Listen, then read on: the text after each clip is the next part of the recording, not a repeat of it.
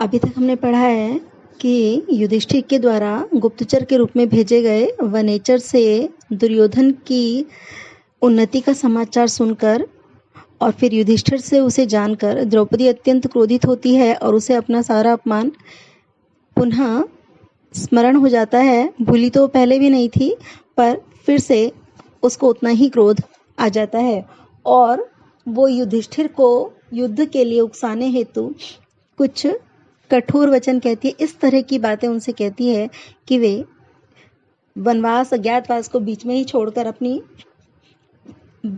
प्रतिज्ञा को छोड़कर युद्ध करने के लिए तत्पर हो जाएं। तो वो पहले तो उन्हें उलाहना देती कि आपने जानबूझकर राज्य लक्ष्मी को गवा दिया, और अब एक एक करके उनके भाइयों की उनकी दुर्दशा का वर्णन करती है जिससे कि उन्हें क्रोध आए। वो पहले की स्थिति, उसके भाई युधिष्ठिर के भाई पहले कैसी स्थिति में रहते थे और अभी उनकी क्या दशा हो गई है युधिष्ठिर के कारण से ही और उनके क्रोध न करने के कारण से, तो दोनों का तुलनात्मक वर्णन करती है ताकि युधिष्ठिर को क्रोध आए कि मेरे इतने सुख में पले हुए और मेरा इतना हित करने वाले मेरे भाइयों की मेरे कारण क्या दुर्दशा हो गई है। सबसे पहले वो भीम के लिए कहती है, परिभ्रमण लोहित चंदनोचितः पदातिरंतर गिरिरेणुरुषितः महारथः सत्यधनस्य मानसम दुनोति नो कच्चिदयं वृकोदरः। परिभ्रमण घूमता हुआ, लोहित चंदनोचितः लाल चंदन के योग्य, जिसके शरीर पर लाल चंदन का लेप होना चाहिए। पदाति पैदल पैदल, अंतरगिरी पर्वतों के बीच, रेणुरुषितः धूल धूसरित, महारथ महारथी, सत्य धनस्य सत्य को ही धन समझने वाले आपके, मानसम मन को, दुनोति नो नहीं, दुनोति दुखी करता है, कच्चित क्या, अयम यह, वृकोदर भीम। तो लोहित चंदनोचितः लाल चंदन के योग्य शरीर वाला, जिसके शरीर पे लाल चंदन का लेप हुआ करता था, जो लाल चंदन के लेप के योग्य है, और महारथी जो महारथी है, आज वो रेणु रूषित लाल चंदन के बजाय धूल धूसरित हुआ। पदाति पैदल, महारथी होते हुए भी पैदल, अंतरगिरी पर्वतों पर भटकता हुआ, परिभ्रमण भटकता हुआ, अयम वृकोदर यह भीम, सत्य धनस्य सत्य को ही धन समझने वाले आपके, मानसम नो दुनोति कच्चित मन को नहीं दुखाता है। कच्चित क्या क्या आपके मन को दुखी नहीं करता है। आपका ये वीर भाई भीम जो शरीर पर लाल चंदन का लेप लगाया करता था, जो महारथी है, वो भीम आज शरीर में धूल लपेटे हुए, यहाँ वन की धूल उड़ कर उसके शरीर पर जम जाती है, धूल लपेटे हुए पैदल पैदल पर्वतों में भटकता रहता है। तो क्या आपने वीर भाई की ऐसी दुर्दशा को देखकर आपको कभी दुख नहीं होता? तो अवश्य ही होता होगा, लेकिन आप तो सत्य को ही धन समझते हैं और अपने प्रिय भाई की दुर्दशा को देखकर भी आप ये संधि भंग करने के लिए तैयार नहीं होते कि बहुत हुआ वनवास, अब जाकर दुर्योधन पर आक्रमण कर दें। तो द्रौपदी भीम की दुर्दशा का वर्णन करके युधिष्ठिर को उकसाने का प्रयास करती है और कहती है कि जो लाल चंदन के योग्य है, जो लाल चंदन का लेप लगाया करता था, जो महारथी है ऐसा, और इस समय धूल से धूसरित हुआ, पैदल पैदल पर्वतों के बीच भटकता हुआ यह भीम सत्य को ही धन समझने वाले आपके मन को क्या दुखी नहीं करता, अर्थात अवश्य ही करता होगा। तो आपको इसका प्रतिकार करना चाहिए, उद्धार के लिए कुछ प्रयास करना चाहिए। आप तो ऐसे ही बैठे हुए हैं, आपके लिए तो सत्य ही सबसे बड़ा धन है, आपके भाइयों से भी बड़ा धन है। तो यहाँ सत्य धनस्य ये जो विशेषण है युधिष्ठिर पर व्यंग्य करने के लिए प्रयोग किया गया है और साभिप्राय होने के कारण परिकर अलंकार है। फिर आगे कहती है, अर्जुन की दशा का वर्णन करती है, विजित्य यह प्राज्यम अयच्छद उत्तरान कुरून अकुप्यम वसुवासवोपमः सवल्कलवासांसि तवाधुनाहरन करोति मन्युन कथम धनंजय। विजित्य जीतकर, यह जिसने, प्राज्यम अत्यधिक, अयच्छद दिया था, उत्तरान कुरून उत्तरी कुरु प्रदेशों को, अकुप्यम सोना चांदी, वसुम जिसमें सोने चांदी की बहुलता है, सोना चांदी रूपी धन, वासवोपमः, वासव इंद्र, इंद्र के उपमः समान, इंद्र के समान, जिस अर्जुन ने उत्तर कुरु प्रदेशों को जीतकर अत्यधिक मात्रा में सोना चांदी रूपी धन को आपको लाकर दिया था। स वल्कल वासांसी तब अधुनाहरण, अधुना अब वल्कल वासांसी, वल्कल वस्त्रों को आहरण लाता हुआ, वल्कल वस्त्रों को लाता हुआ, स धनंजय, वह अर्जुन, तव मन्यु कथम न करोति, तब तुम्हें मन्यु क्रोध कथम, क्यों न करोति, नहीं उत्पन्न करता, तुम्हारे मन में क्रोध जागृत क्यों नहीं करता। धनंजय शब्द का भी उसने साभिप्राय ही प्रयोग किया है। अर्जुन ने युधिष्ठिर के लिए दिग्विजय प्राप्त की थी और उत्तरी कुरु प्रदेशों को जीत लिया था और वहां से कर के रूप में अधीनता स्वीकार करने वाले राजाओं से बहुत सारा सोना चांदी इत्यादि बहुमूल्य पदार्थ लेकर आया था। तो जो अर्जुन इतना सारा धन कर के रूप में लाया था, इसलिए जिसका नाम ही धनंजय हो गया, वो तुम्हारा वीर भाई अर्जुन, जो पहले तुम्हारे लिए कर के रूप में सोना चांदी बहुमूल्य पदार्थ लेकर आया करता था अपनी वीरता के बल पर, आज वो यहाँ वन में वल्कल वस्त्र लेकर आता है, पेड़ों की छाल लेकर आता है पहनने के लिए। तो उस अर्जुन को देखकर, उसकी दुर्दशा देखकर क्या तुम्हें दुख नहीं होता, तुम्हें क्रोध नहीं आता कि जो तुम्हारे लिए दिग्विजय में प्राप्त करके सोना चांदी लेकर आया करता था, आज वो पेड़ों की छाल लेकर आ रहा है। तो इसलिए उसको देखकर भी क्या तुम्हें दुख नहीं होता। आप अपने भाइयों की दशा देखिए और क्रोध कीजिए, ये संधि वंधि, ये वचन का पालन छोड़िए, अपने भाइयों की दशा देखकर बदला लेने के लिए प्रेरित होइए। वासवोपमः, यह इंद्र के समान जो धनंजय, धनंजय अर्जुन, उत्तरान कुरुन विजित्य, उत्तरी कुरु प्रदेशों को जीतकर राज्यम अकुप्यम वसु अयच्छत, अत्यधिक मात्रा में सोना चांदी इत्यादि धन लाकर देता था। स अधुना तव वल्कल वासांसी आहरण, वह अब तुम्हारे लिए वल्कल वस्त्र लाता हुआ, कथम मन्युम न करोति, क्यों क्रोध उत्पन्न नहीं करता, कैसे क्रोध उत्पन्न नहीं करता। किसी को भी ऐसी स्थिति देखकर क्रोध आ जाएगा। अपने प्रियजन की ऐसी स्थिति, ऐसी दुर्दशा देखकर, जो इतना योग्य होकर इतना तुच्छ सा काम कर रहा है जिसके वो योग्य नहीं है, उसकी दशा देखकर तो स्वाभाविक रूप से क्रोध आना चाहिए। आपको क्रोध क्यों नहीं आता। द्रौपदी का तात्पर्य है कि अर्जुन की दशा देखो और क्रोध करो। अर्जुन आपको भी प्रिय है, आपका प्रिय भाई है, उसने आपके लिए इतना कुछ किया है, उसकी दुर्दशा देखकर आपको क्रोध क्यों नहीं आता, आना चाहिए। तो वासवोपमः, यह धनंजय उत्तरान कुरुन विजित्य प्राज्यम अकुप्यम वसु अयच्छत, स अधुना तब वल्कल वासांसी आहरण कथम मन्युम न करोति। इंद्र के समान जो धनंजय अर्जुन उत्तरी कुरुओं को जीतकर अत्यधिक मात्रा में सोना चांदी इत्यादि धन लाकर देता था, वह आज तुम्हारे लिए वल्कल वस्त्रों को लाता हुआ कैसे क्रोध उत्पन्न नहीं करता। अर्थात अर्जुन की दशा देखकर किसी को भी क्रोध आएगा, जो भी उससे प्रेम करता है, तो आपको क्यों नहीं आता, आपको भी क्रोध आना चाहिए। यहाँ अनुप्रास अलंकार है और वासवोपमः में उपमा अलंकार है। वनांत शय्या कठिनी कृताकृति, कचाचितौ विश्वगिव अगजौ गजौ, कथम त्वमेतौ धृति संयमौ यमौ, विलोकयन उत्साह से न बाधितुम।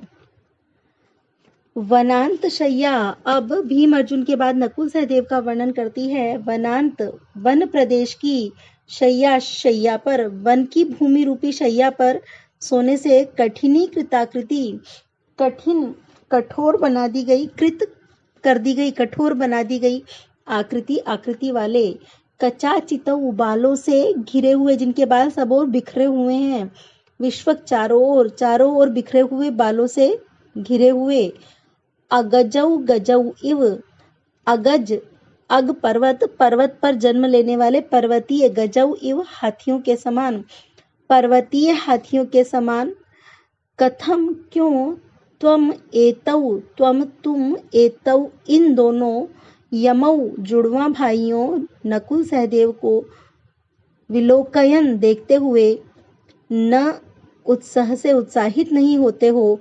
धृति संयमौ बाधितुम, धृति और संयम को, धैर्य और संयम को बाधितुम छोड़ देने के लिए। वो कहती है कि वनांत शय्या कठिनी कृताकृति, वन भूमि पर सोने से कठोर हो गए शरीर वाले, विश्व कचाचितौ अगजौ गजौ इव, और चारों ओर बालों से भरे हुए, चारों ओर बिखरे बालों से भरे हुए पर्वतीय हाथियों के समान, दो पर्वतीय हाथियों के समान। द्विवचन है सब में, नकुल सहदेव दो के लिए विशेषणों का और अप्रस्तुतों का प्रयोग किया जा रहा है। तो दो पर्वतीय हाथियों के समान, एतौ यमौ विलोकयन, इन दोनों जुड़वाओं को देखते हुए, त्वम कथम धृति संयमौ बाधितुम न उत्साह से, तुम कैसे धैर्य और संयम को छोड़ने के लिए उत्साहित नहीं होते हो। तो ये जो सबसे छोटे प्रिय भाई हैं जुड़वा नकुल और सहदेव, जिनकी सुंदरता विख्यात है, जिनके सुकुमार शरीर यहाँ जमीन पर सो सोकर कठोर हो गए हैं, जो पहले राजसी सुख में रहते थे, आज यहाँ वन में जमीन पर सो सोकर उनके कोमल शरीर कठोर हो गए हैं, और जो पहले बहुत अच्छी तरह से सज संवर कर रहते थे, आज उनके केशों का प्रसाधन तक नहीं हो पाता, उनके रूखे सूखे बाल सब ओर बिखरे रहते हैं, और ऐसा लगता है कि जैसे दो जंगली हाथी, पर्वतीय हाथी घूम रहे हों। तो अपने इन दो छोटे प्रिय भाइयों को देखकर भी, इन जुड़वा भाइयों नकुल सहदेव को देखकर भी, क्या तुम्हारा धृति और संयम, तुम्हारा धैर्य और संयम नहीं छूटता? तब भी क्या तुम अपने धैर्य और संयम को छोड़ देने के लिए उत्साहित नहीं होते हो? इनकी दशा देखकर तो कोई भी व्यक्ति अपने धैर्य संयम को खो देगा, पर इनको देखने के बाद भी क्या तुम्हें धैर्य धारण करने की इच्छा होती है? तब भी तुम्हें नहीं लगता कि दुर्योधन पर अभी आक्रमण कर देना चाहिए? तो वो नकुल और सहदेव की दुर्दशा का वर्णन करके उकसाते हुए कहती है, वनांत शय्या कठिनी कृताकृति, विश्व कचाचितौ अगजौ गजौ इव, एतौ यमौ विलोकयन, त्वम कथम धृति संयमौ बाधितुम न उत्साह से।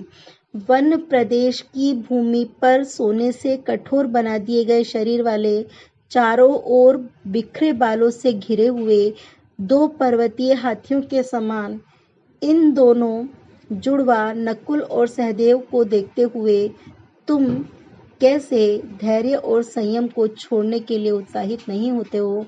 अर्थात इनकी दुर्दशा देखकर तो कोई भी धैर्य और संयम का त्याग कर देगा, तो तुम्हें भी करना चाहिए।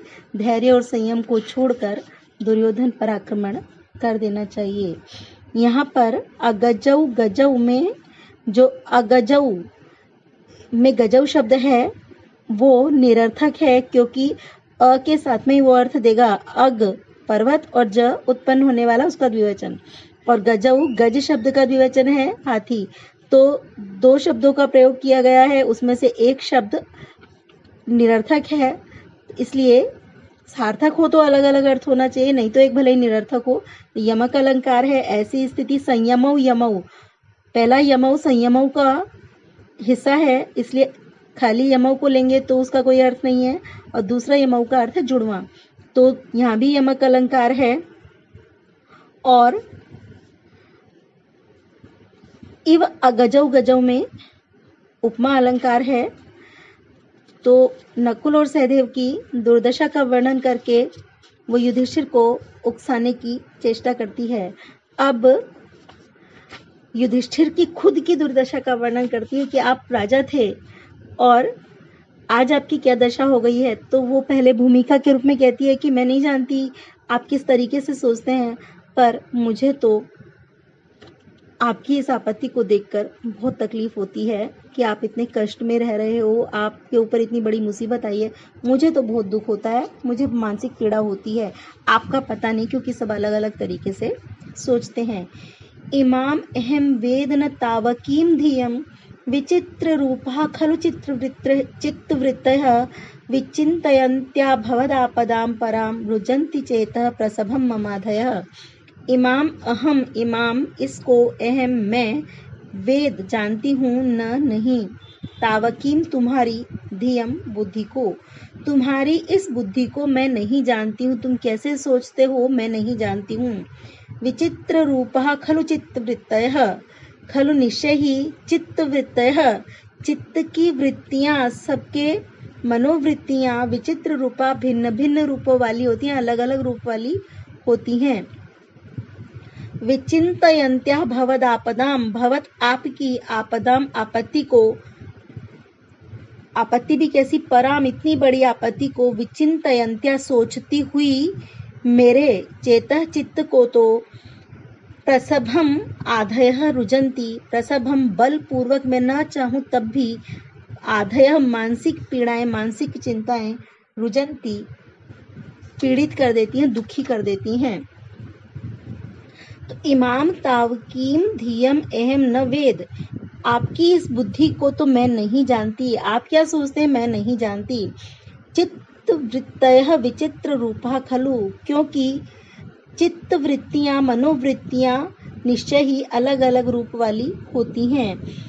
पराम भवद आपदम विचिन्तयन्त्या मम चेतः आधयः प्रसभम रुजंती, पराम बहुत बड़ी, भवद आपदम आपकी आपत्ति को, आपकी इतनी बड़ी आपत्ति के बारे में विचार करती हुई मेरे चित्त को तो मानसिक पीड़ाएं बलपूर्वक जकड़ लेती हैं, पीड़ित करती हैं, मानसिक पीड़ाएं, दुश्चिंताएं मुझे घेर लेती हैं। तो द्रौपदी कहती है कि आपके ऊपर इतनी बड़ी मुसीबत है, आपका पूरा परिवार दुख पा रहा है, आप खुद दुखी हो, तो आप इस बात को लेकर क्या सोचते हो क्या नहीं सोचते, आपकी बुद्धि को मैं नहीं जान सकती। और सभी की चित्तवृत्तियां, मनोवृत्तियां अलग अलग होती हैं, इसलिए मैं आपके मनोवृत्ति को नहीं समझ सकती, आप किस तरह से प्रतिक्रिया करते हैं, कैसे सोचते हैं। लेकिन जब मैं आपकी इस इतनी बड़ी आपत्ति के बारे में विचार करती हूँ, आपकी पत्नी होने के नाते जब मैं आपके बारे में, आपकी इस आपत्ति के बारे में सोचती हूँ, तो मेरे मन को तो बहुत पीड़ा होती है, मुझे बहुत मानसिक कष्ट होता है। आप क्या सोचते हैं मुझे नहीं पता।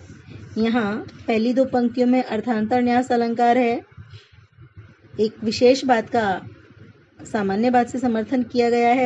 युधिष्ठिर के बारे में बात कर रही है द्रौपदी, और फिर सामान्य बात कहती है कि सभी की चित्तवृत्तियां अलग अलग होती हैं, ये बात सब पर घटित होती है। ये सूक्ति भी है, विचित्र रूपः खलु चित्तवृत्तयः, सबकी मनोवृत्तियां, सबके विचार अलग अलग तरह के होते हैं, उसके लिए हम किसी को दोष भी नहीं दे सकते, और ये कोई अनोखी बात भी नहीं है, ईश्वर ने सबको अलग अलग प्रकार से बनाया है।